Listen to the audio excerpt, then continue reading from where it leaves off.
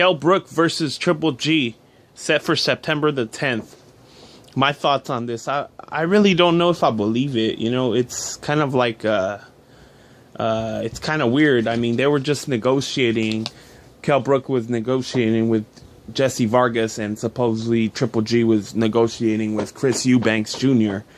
And, you know, it almost seems like if this fight is true, it seems like they both used their supposed opponent to, they used it as leverage to strike a more profitable deal with each other. And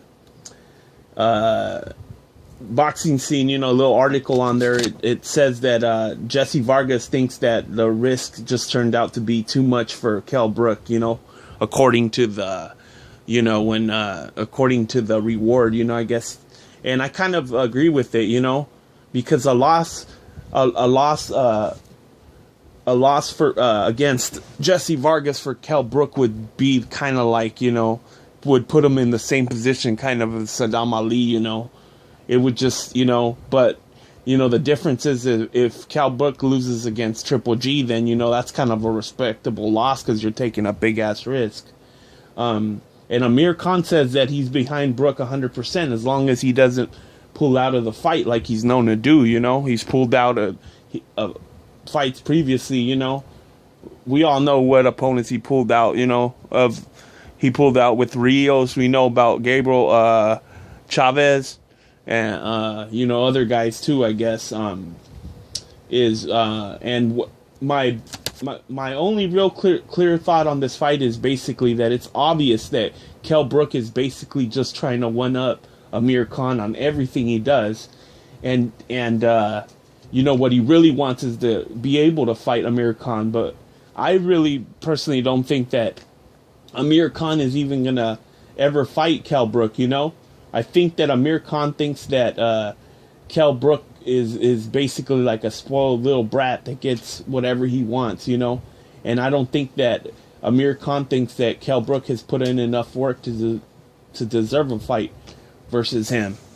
You know, my other thought that I have on Golovkin is, wow, his team doesn't give a damn, you know? We just saw all the criticism Canelo took when he fought Amir Khan, and, you know, I mean, this fight is actually worse because, you know, it's like your middleweight is actually fighting a welterweight, and, you know, it's got. Don't get me wrong, I'm gonna watch the fight if it happens, you know, but at the same time, I mean, it's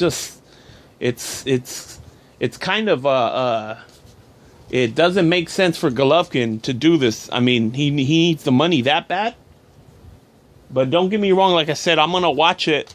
But at the same time, I mean, we gotta keep in mind, you know, that a lot of people like to talk shit about other boxers, but then, you know, when their favorite boxer does something even worse, then they always, you know, they always got an excuse for that, you know. And that's one thing Mexican boxing fans have to keep in mind, you know, while you're over there, you know, talking shit about your fellow Mexican, you know, which is Canelo. You guys are all, I've seen some of you guys are like talking shit. I mean, you got to take notes from other people. When do you ever see, you know, Triple G fans talking shit about their own fighter? Or, you know, same thing as, you know, the African Americans. I never see them, you know, talking shit about each other and doing shit like that, you know. Take some notes from them, man.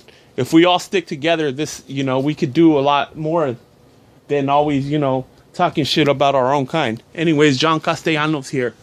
I'm going to leave some links below. You know, there's a pretty good link and with like a section on the bottom that has, you know, another extra little link to what Jesse Vargas says, Amir Khan says, you know. It's going to be a boxing scene link. All right, man. Thank you.